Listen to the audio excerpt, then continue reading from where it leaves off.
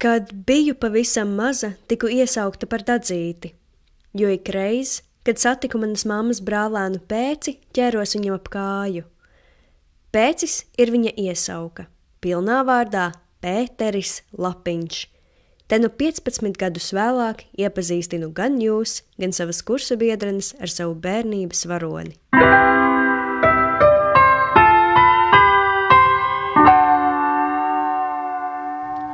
Sveiks, klausītāji! Šeit raidieraksts tepat, kurā mēs, Karlīna, Dārta un Līva, dosimies piedzīvojumā kopā iepazīstot iedvesmojošus cilvēkus. Un kā izrādās, viņi ir tepat starp mums. Ir sestdiena. Satiekos ar Pēci 9 rītā, Liepāja un ārā līst. Sākumā esam divatā, Dārta un Līva vēl ripo autobusā no Rīgas. Braucam uz Zinātnes un izglītības inovāciju centru, saīsinājumā ZIIC, lai savāktu visu nepieciešamo izrādē.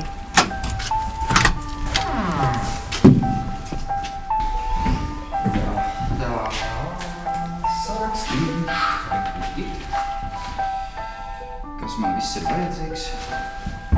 Viss kaut kas ir vajadzīgs.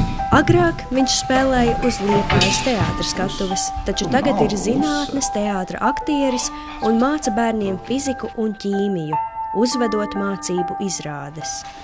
Tāpēc, ka vēl teātra, šeit tas ir tev pašām viss ir jādara. Vēl teātra, tev viss saliek, tik atnāc nospēlēt. Šeit tev pašām viss ir jāsameklē, jāsaliek, jāizliek.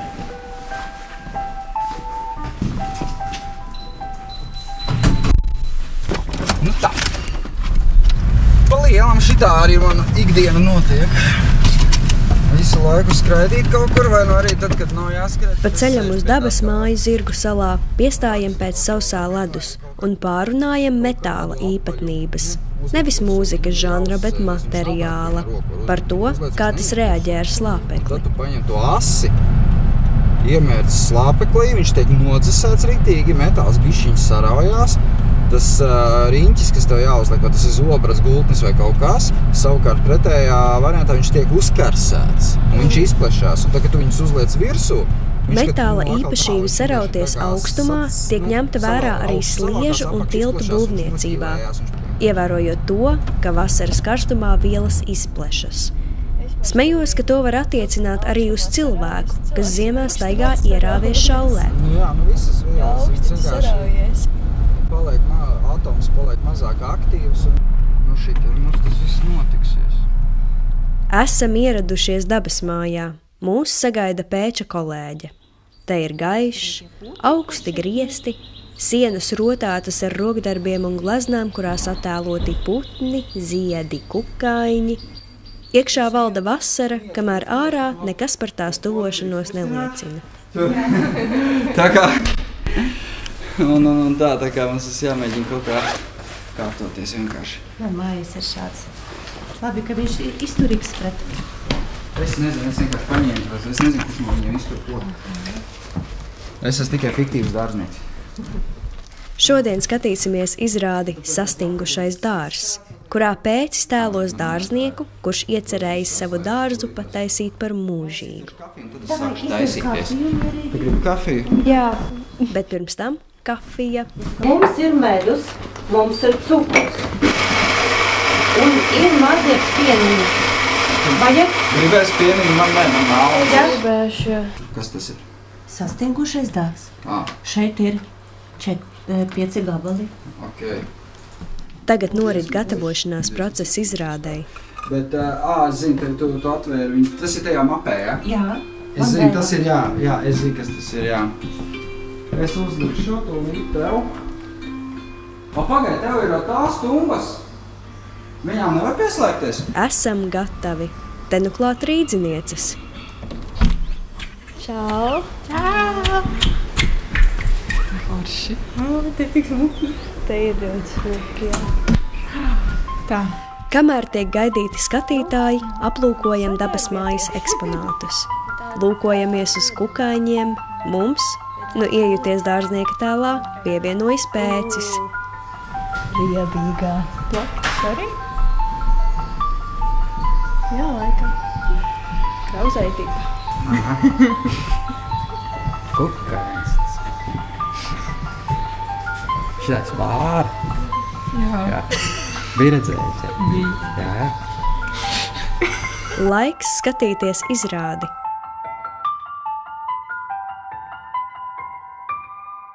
Izslēdziet savus mobīlos telefonus. Patīkam skatīšanos. Es pastāstīšu mazliet par sevi. Es esmu dārznieks. Uz izrādi ieradušies vien kādi cilvēki 6, bet tas esot raksturīgi gada sākumam. Turklāt ap Ziemassvētku laiku darba esot traki daudz, un traki daudz arī skatīt gribētāju. Šitais slāpeklis izskatās pavisam līdzīgs ūdenim. Tajā brīdī, kad viņš saskarās ar jebkādu lietu šajā telpā, viņš momentā vārās. Tāpēc, ka viņam liekas, ka tās katra lietiņa, kas mums te ir apkārt, ka viņa ir Vieglāk gan esot strādāt, kad skatītāju skaits ir neliels, jo izrādē Pēča tēls darbībā iesaista visus klātesošos. Mēs iesim mākoņu dušā. Man ir spainīts tāds te, tad es iebēršu tajā spainītī. Aizbēr. Tikai neterat lūdzu neviens ar rokām. Labi, aiziet. Duša būs tāda, kā un es varu uzliet tā tevi visu tā. Šobrīd ejam sausā ledus garaiņu dušā, kas kā balti mākoņi mutuļo pāri trauka malām. No, pēc kā garšo? Nevar saprast? Es teiktu, ka tā ir kaut kas starp gāzētajiem dzērieniem šitais, ka viss ir iekšā. Tas ir tas gāzējums, kas ir visos Coca-Colās, visur iekšā. Tā ir tā pati garša, vai ne?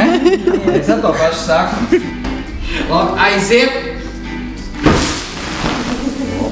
Tas, ko jūs tikko dzirdējāt, bija slāpekļa radītās miglas sprādziens, kas uzšāvās līdz pat griestiem. Bet kā jūs redzējat, abas miglas beigās viņas ir līdzīgas, bet tas sākuma moments viņām abām ir atšķirīgs. Tāpēc šis ir tas, ko es gribu saprast, kā ir īsti ir.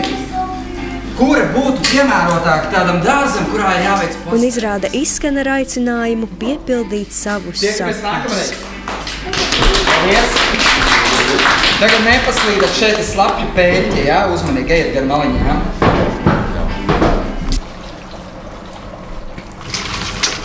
Jā, nu tā. Tāds ir mans darbs. Saka Pēcis, kausējot sausā ledus pluci izlietnē. Stāsti, kas mēģināt pieviet kaut kā, nerunāt tikai par ķīmisko reakciju vai ķīmisko kaut kā fizisko, kas notiek, bet principā stāvi mēģināt kaut kādu stāstu risināt tajā visā. Kaut kāda problēma, kas ir jāatrisinā, kas...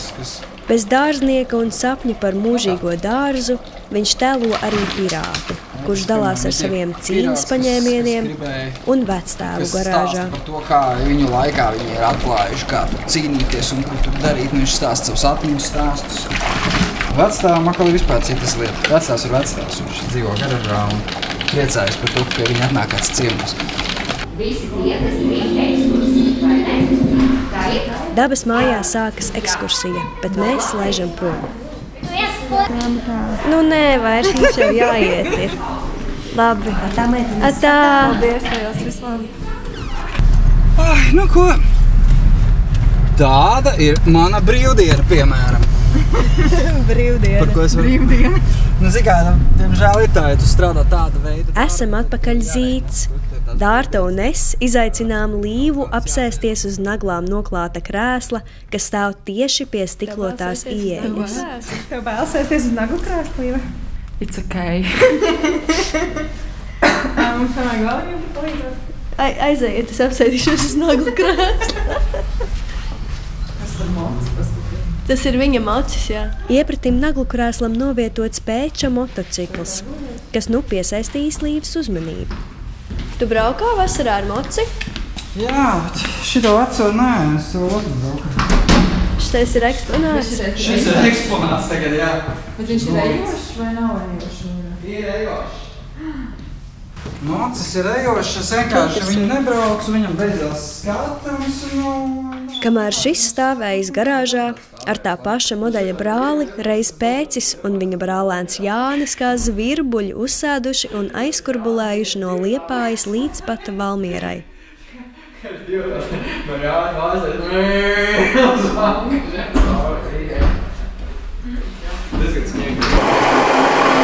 Laiks vēl vienai kafijai. Nosēžam uz sarunu zālē, pie sienām plaukti, kuros labi iekārtojušies sēž maza izmēra roboti. Šeit pat visbiežāk Pēcis uzved zinātnes teātra izrādes.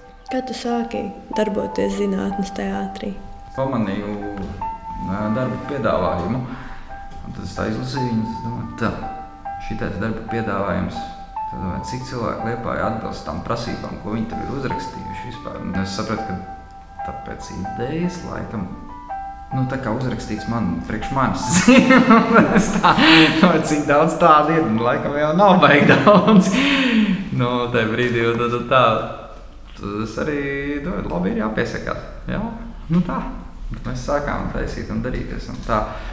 Tas viss, šitas zinātnes teātra koncepts kā tāds, vispār viņš jau ir, Latvijā, es gribētu domāt, ka es esmu vienīgais, cik es zinu, kas tāda arī ir šovi. Daudz. Latvijā tiekot rīkoti zinātnes šovi, kuros parasti 15 minūšu garumā demonstrējot ciklu ar eksperimentiem. Turpretim šīs mācību izrādes ilgst gandrīz stundu, un tajās īpaši nozīmīga loma ir stāstam. Gribās jau likt iekšā daudz un rādīt daudz tajā brīdī, bet īstenībā jau nav jau jēgas no tā daudz. Ja tu neiedod nekādu beigās to pienesumu tam visam, gan emocionāli, gan arī racionāli saprotamo, vai kaut ko, kas bija tas, ko es te redzēju. Ir jau lietas, kas bērniem nedrīkst īsti atklāt, kā kaut kas notiek. Tad pirātā, diemžēl, pietiekami daudz tādu lietu ir iekļautas, kas deg un smuki izskatās, kur īsti nevar teikt, kā kāds īsti strādā līdz galam, tāpēc, ka tas ir izdarāms ar dažām lietām, kas tev ir par rokai, principā atrodams mājās, veikalā, un neviens tur papīrus neprasa nopirkt to lietu. Tad ir tāda lavierēšana, viņi vienmēr uzdod to jautājumu, kas tas tāds tur ir? Un tad tu saki, tavs teicis pienāks pēc to paprasīs, kas tas ir, bet es viņam pateikšu. Un tad viņš savu varēs izlemt, vai viņš grib tev teikt, vai negrib teikt, kas tas ir. Tā. Apmēram.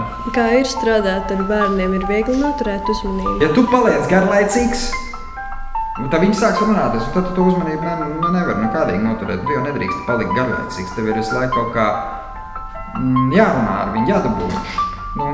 Pat ja ir garlaicīga tēma vai kaut kas, un standartā pirātam ir ļoti daudz tāds, šitas no TikToka. Jā, ir no TikTok, bet tas ir pamats tas ir, tur, bet vai tu zini, kāpēc tas strādā? Nē. Ko tu darīji pirms zinātnes teātra? Strādāju Liepājas teātrī par aktieri. Spēlēju izrādes. Ko man lika, to es darīju. Nepietrūkst lielā skatuve? Reizēm jā, reizēm nē. Tas ir katrā lietā savu plusu, savu mīnus, un tu nevari likt kaut kādā vienā maisā. Tas bija slikti, vai tas bija labi, un tas bija labi tikai. Nē, kas man nepatika strādāt sestdienās, svētdienās pa lielam teātrī, tas bija norma. Brīvdiena tev tikai viena oficiāli, tā ir pirmdiena. Tajā laikā man bija 25 gadi, es gribēju iet uz ballītēm, vēl kaut kur, visi draugi tev tusē. Tev jāstrādā. Un tā, kad tu beidzot vari iet tusēt, visu mums krīt tā darbs. Jā. Jā, atbildēju uz to jautājumu. Jā, es neatceros vairs, kas bija jautājums. Es jautāju, ko pirms tam darīju. Tad viņi jautāja, vai nepietrūkst lielā skatuve. Tā lielā skatuve, jā, bišķi vienmēr pietrūkst kaut kas no tām vietām, kas ir mīļas bijušas. Kaut vai tā iemesla dēļ, ka pašam nav jāgatavojas. Jā, tas ir vispār, Dievs, tur uz rokām jānāsā viss rekvizītors un visu pārējo. Tas ir vienkārši, šobrīd es to ļoti izjūtu. Tu pats visu dari, pats krāmē, pats stiep. Nereizi vien pienākumu jūklī Pēcis uz skatuves ir attapies, ka kaut kas ticis aizmirsts. Tajos brīžos svarīgi saglabāt mieru, jo satraukums nenāk par labu ne skatītājam, ne aktierim. Baigi brīvi ir jāpieiet, nevar tā.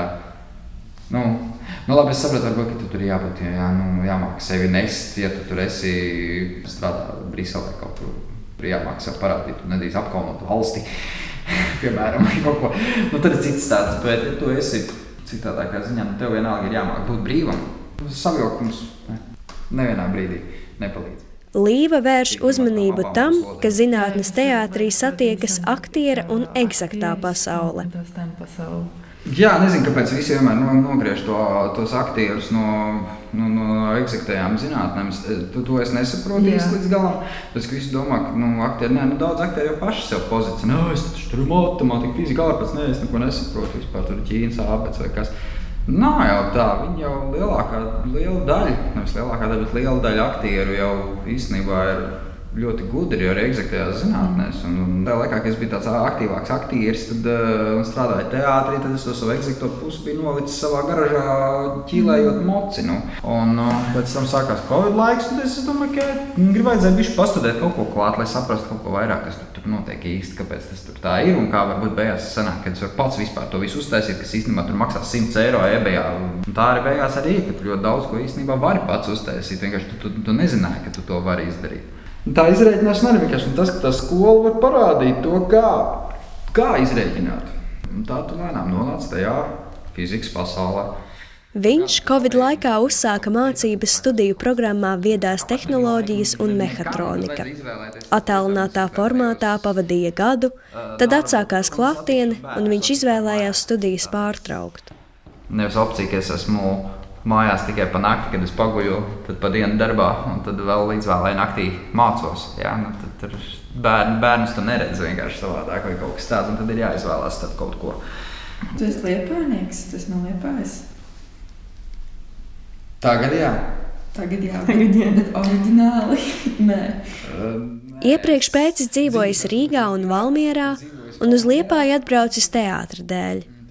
Aktieru studijas 4 gadu garumā noritēja Klaipēdā. Ja tu viškai iemācījāmies jau runāt un visu kaut ko, un tagad jau aizmirsusies tā lietuviešu valoda, protams, laiks ir pagājis, bet tā laikā jau forši jau varēja tā vervelēt lietuviski, vai, ka traks.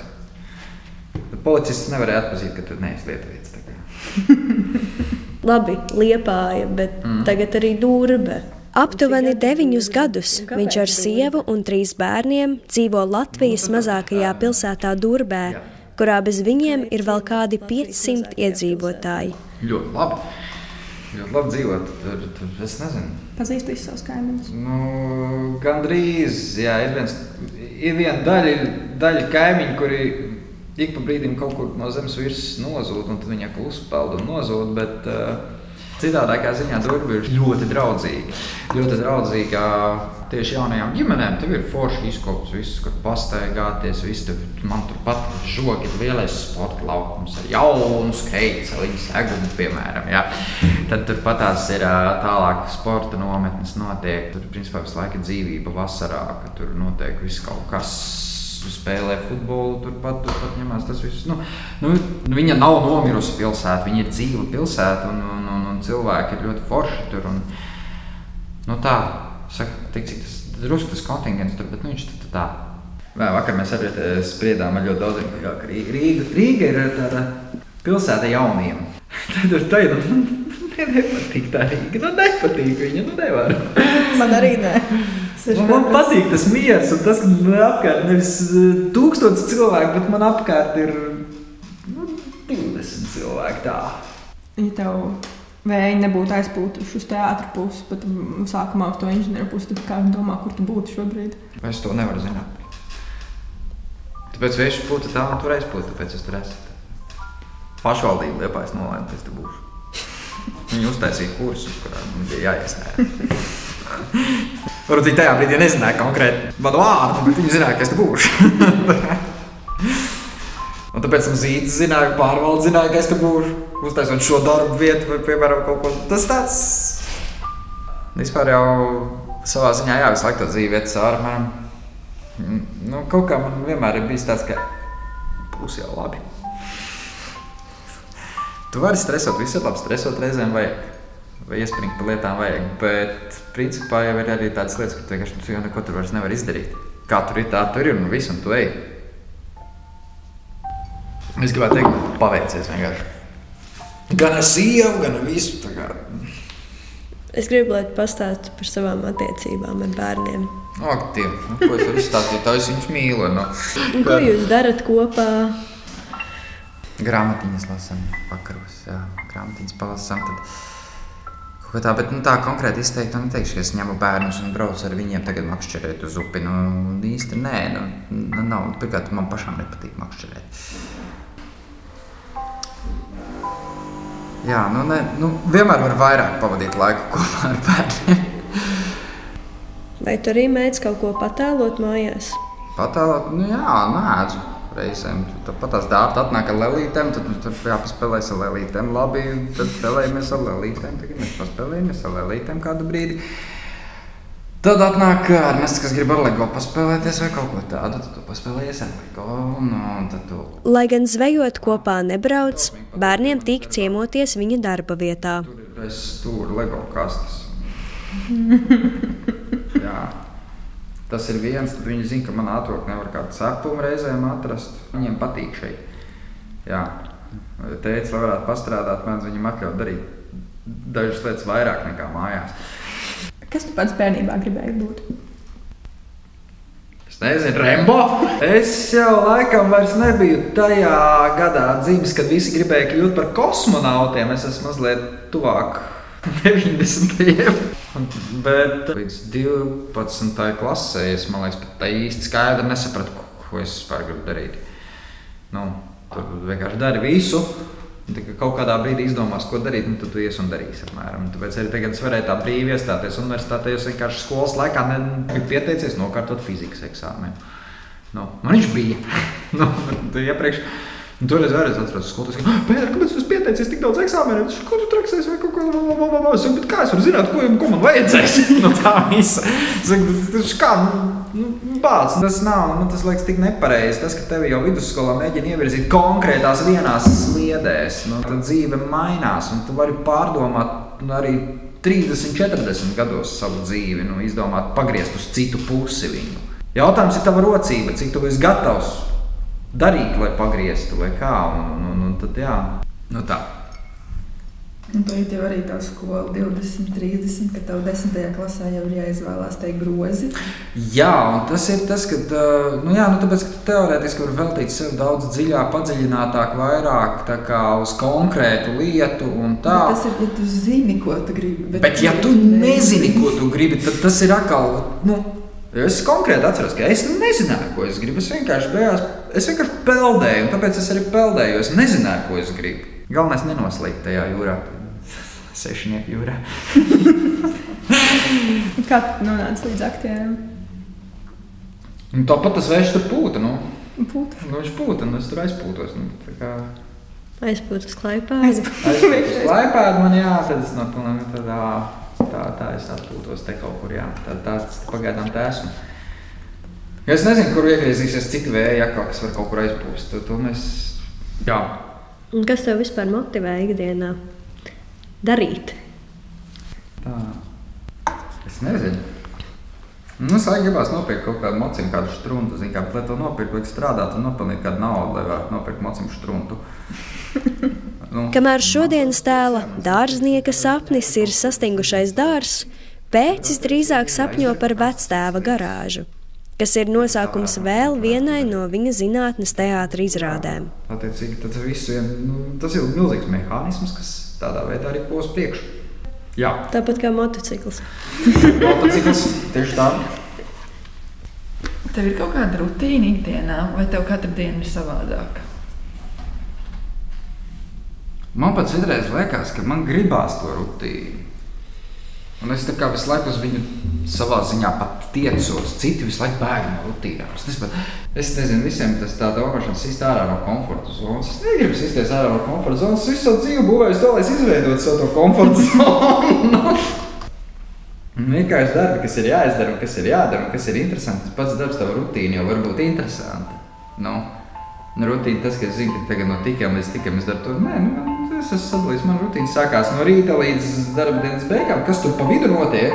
Tajā blokā rutīnas, teiksim. Un tad jau pēc tam tur nākamā rutīna brauc uz māju, tad ir mājas, tad es zinu, ka Man patīk mana rutīna.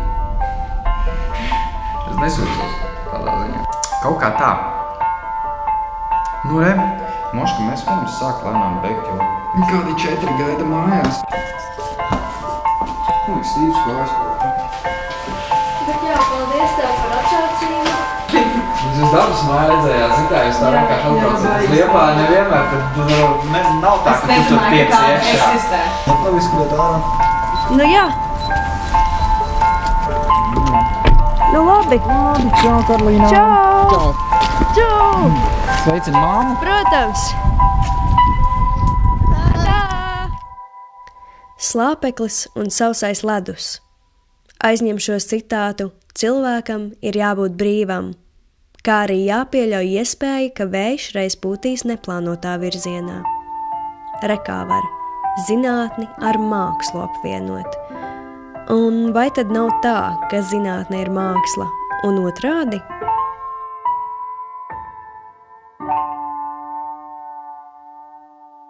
Paldies, ka ceļoji kopā ar mani! Nākamajā sērijā kopā ar Līvu izstaigāsim mikroplastmasas laboratoriju, iepazīstot jūras bioloģi Valentīnu Burdukovsku.